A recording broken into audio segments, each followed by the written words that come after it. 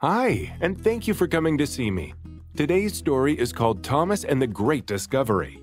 In it, Thomas discovers a mysterious abandoned town in Sodor and has to figure out how to handle another engine being in charge and telling him what to do.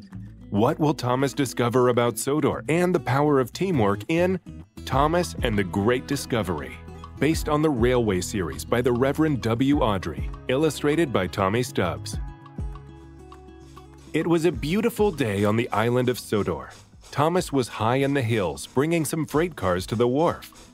At an unfamiliar junction, he saw an old, overgrown track that looked like a shortcut. Soon, he was rattling down the steep track. "No one has been here for a very long time," he huffed. Then Thomas gasped. "Fizzling fireboxes!" He had arrived at a station. It too was overgrown, rusty, and very old. There were crumbling platforms, and the station building was covered in ivy. Thomas had never seen such an amazing sight. "What a funny place to have a station," he peeped and looked around some more. "There are so many buildings. It looks like an old town," he cried. "I cannot wait to tell everyone about this." So Thomas bumped and bashed along the old track and finally made his way down to the wharf. The next day, the news of Thomas's discovery was all over Sodor. Sir Topham Hatt wanted to visit the hidden town at once. "Thomas, you have made a wonderful discovery. This was the town of Great Waterton. When steam engines first came to Sodor," Sir Topham Hatt said, "this was an important town. It was called Great Waterton because the springs here provided water for everyone on the island." "Why does no one live here now?" puffed Thomas. "The springs ran dry and the people left to live in new towns. The maps were lost. Everyone thought the town of Great Waterton was lost forever too." "But now it is found," cheered Thomas. "And if we work hard," added Sir Topham Hatt, "we can have the rededication of the town on Sodor Day." In no time, all of Sodor was working hard to fix up Great Waterton. Because Thomas had rediscovered the town, Sir Topham Hatt put him in charge of all the repair work.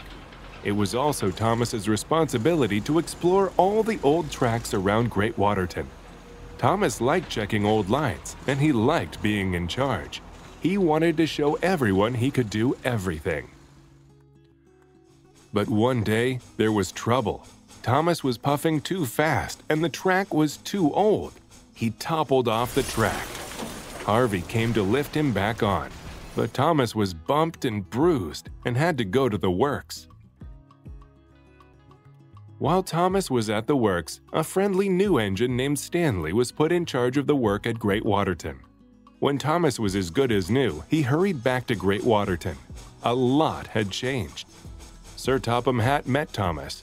"Stanley has done a good job, so I have decided that Stanley will stay in charge, and you will help him." Thomas's funnel flattened. He had lost the most important job of all. The next day, Stanley asked Thomas to shunt some freight cars. Thomas was very good at shunting freight cars, and he really liked doing it. But he didn't like Stanley telling him what to do. Still, he wanted to show how really useful he was. So he shunted freight cars all over Great Waterton. Then he remembered seeing an old freight car stuck in front of the abandoned Morgan's mine. "I'll bring that last one in, and Sir Topham Hatt will give me my old job back," Thomas smiled. At last, Thomas found the old freight car, and he buffered up. But he biffed the car too hard. It rolled forward and disappeared into the mine. "Cinders and ashes!" exclaimed Thomas. "Where did it go?" He moved ahead and peered inside. "I must finish the job," he huffed. "I'll soon find that freight car." And Thomas puffed into the mine. It was very dark. Thomas was happy he had a bright lamp. He looked ahead and saw the freight car rolling away down a slope.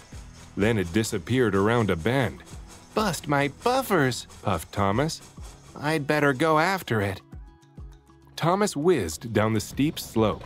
Whee! He whistled, and Whoa! he cried. It was scary, but it was also very exciting. Thomas had almost caught up to the freight car. You won't get away from me, he whistled happily. But Thomas didn't notice the junction ahead. The freight car whizzed to the right, but Thomas sped to the left and saw that the tunnel ahead was blocked. Oh no! Cried Thomas as he crashed through the blocked tunnel and jumped the track. Now Thomas was deep in the mine in a dark tunnel. To top it all off, his fire had gone out. His boiler would soon grow cold, and there was no one around to hear his whistle. The next morning, Stanley and the other engines arrived for work. "Where's Thomas?" Stanley asked. The engines looked around. Thomas wasn't there. Thomas was missing. It was the biggest calamity Sodor had ever known. Everyone looked for Thomas. They checked the quarries. They searched the docks. They toured every town. They scoured every hill and hunted in every valley. But Thomas was nowhere to be found. And then Stanley had a thought. Maybe Thomas is up on the forgotten tracks around Great Waterton. I'll look for him there. When Stanley was high up in the hills, he whistled and whistled. "Where are you, Thomas?" But only his echo came back. Stanley looked everywhere. Then he spotted Morgan's mine. Could Thomas have gone into the mine? Stanley wondered. He whistled one last time. And this time, Thomas heard him. It's Stanley, he gasped. With his very last puff and his very last huff, Thomas blew his whistle as loudly as he could. And Stanley heard him. He slowly entered the dark mine. "Thomas," he whistled happily, "is that you?" Thomas had run out of puff. He couldn't whistle again. He could only wait and hope that Stanley would find him. It wasn't long before Thomas heard Stanley chuffing up behind him. "Stanley," he peeped. "I'm very happy that you are here." "Thomas," whistled Stanley, "I'm very happy to find you. Where have you been?" "I was trying to be a really useful engine," tooted Thomas. "Don't worry, Thomas," Stanley chuffed. "I'll have you back on the track in no time." Soon, Stanley was coupled up to Thomas. He pulled and tugged. Thomas was heavy, but Stanley didn't give up. "I can do it," Stanley wheezed, and with a mighty heave, he pulled his friend back onto the track. "Hooray!" tooted Thomas. Then there was a very loud crack. The valve in Stanley's boiler had burst. Stanley was a strong engine, but pulling Thomas had been too much. Now Stanley couldn't move. "Don't worry," whistled Thomas. "It's my turn to help you. With your coal, I can push you home." Stanley smiled. In no time at all, Thomas's boiler was bubbling and his steam was wheeshing. Thomas found an open siding, got behind Stanley, and started to push. "Here we go, Stanley," Thomas huffed happily. Stanley smiled back, and puff by puff, Thomas pushed Stanley up and out of the mine. The old tracks rattled and creaked, but Thomas didn't mind. He was happy and proud to push his new friend Stanley home. At last, Thomas and Stanley pulled into Great Waterton Junction. Thomas was tired, but he had never felt happier. When the other engines saw Thomas and Stanley, they tooted and whistled, and soon the sound of engine whistles echoed all around Great Waterton. The news quickly spread throughout Sodor.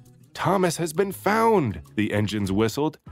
Sir Topham Hatt grandly proclaimed, "Stanley saved Thomas, and Thomas saved Stanley." For the next couple of days, everyone worked hard to get Great Waterton ready for Sodor Day. Now Thomas was happy that Stanley had come to Sodor. Thomas had a wonderful new friend. And, just in time, everything was done.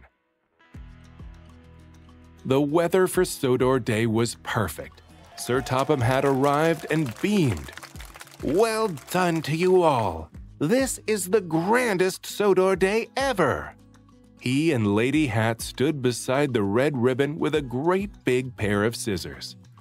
"Thanks to Thomas, Great Waterton is no longer lost. And thanks to Stanley, the work was finished right on time.